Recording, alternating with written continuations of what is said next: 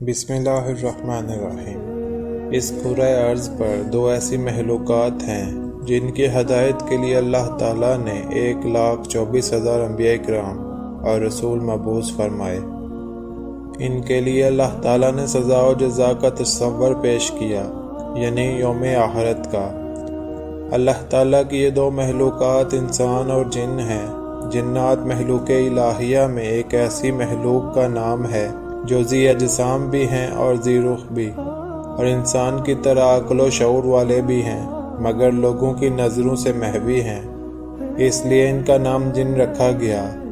ان کی تخلیق کا مادہ آگ ہے، جیسے انسان کی تخلیق کا مادہ مٹی ہے۔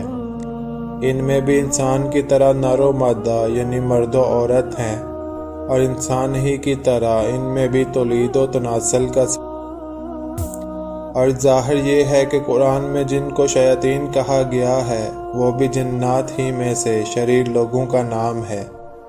جنات اور فرشتوں کا وجود قرآن و سنت کے قطعی دلالت سے ثابت ہے، جس کا انکار کفر ہے۔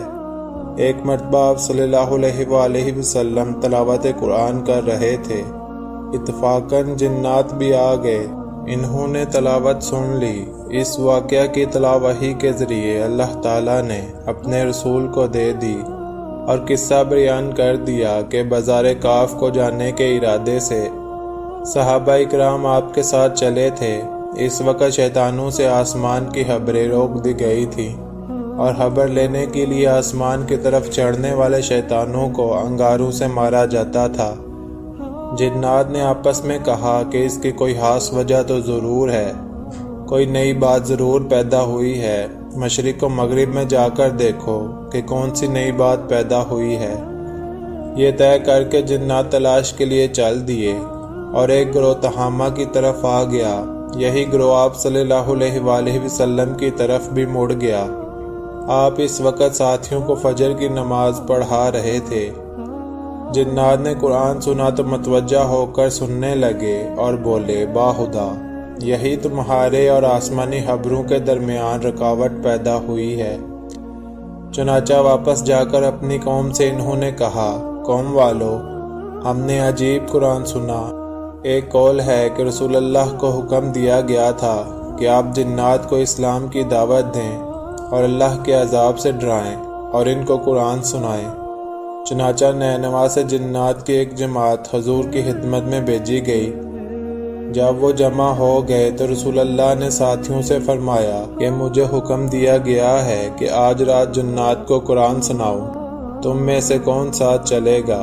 سب نے سن کر سر جھکا لیا۔ رسول اللہ نے پھر ساتھ لے جانے کی خواہش کی تو عبداللہ بن مسعود ہو لیے۔ حضرت عبداللہ بن مسعود کا بیان ہے کہ بالائے مکہ کے مقام پر پہنچ کر رسول اللہ ایک گھاٹی میں داخل ہو گئے اور میرے گرد ایک لکیر کھینچ کر حکم دیا، اس کے اندر بیٹھے رہنا، جب تک میں نہ بلاؤں باہر نہ نکلنا۔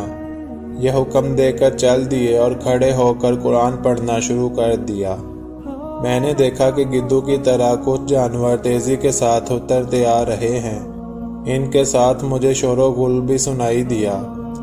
مجھے حضور کے متعلق فکر ہوئی، پھر کثرت سے پرچھائیاں حضور کے آس پاس چھا گئیں اور حضور صلی اللہ علیہ وآلہ وسلم سے میری آڑ ہو گئی۔ آپ کی آواز بھی مجھے سنائی نہ دیتی تھی۔ کچھ دیر بعد بادل کے ٹکڑوں کی طرح ٹکڑیاں بنا کر جانا شروع ہو گئی، اور فجر کے ساتھ آپ فارغ ہو کر میرے پاس تشریف لے آئے اور فرمایا، کیا تم سو گئے تھے؟ میں نے کہا، نہیں یا رسول اللہ، خدا کی قسم کئی بار میرا ارادہ ہوا کہ لوگوں کو مدد کے لیے پکاروں، مگر لاٹھی کھٹکھٹا کر میں نے آپ کو یہ فرماتے سنا، بیٹھ جاؤ۔ تو آپ صلی اللہ علیہ وآلہ وسلم نے فرمایا، اگر تم حصار سے باہر نکل آتے تو مجھے ڈر تھا کہ ان میں سے کوئی تم پر جھپٹا مار دیتا۔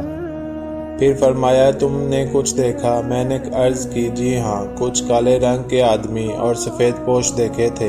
فرمایا کہ وہ نسبین کے جنات تھے، مجھ سے کھانے کی چیزیں مانگ رہے تھے۔ پھر میں نے پوچھا، یا رسول اللہ، مجھے ساتھ شور و غل سنائی دیا تھا۔ آپ نے فرمایا، ایک جن کو قتل کر دیا گیا تھا، اس کے قتل کے سلسلے میں ان کے باہم جھگڑا تھا۔ ایک دوسرے کو قاتل قرار دے رہے تھے۔ انہوں نے مجھ سے فیصلے کی اپیل کی، میں نے ان کا صحیح فیصلہ کر دیا۔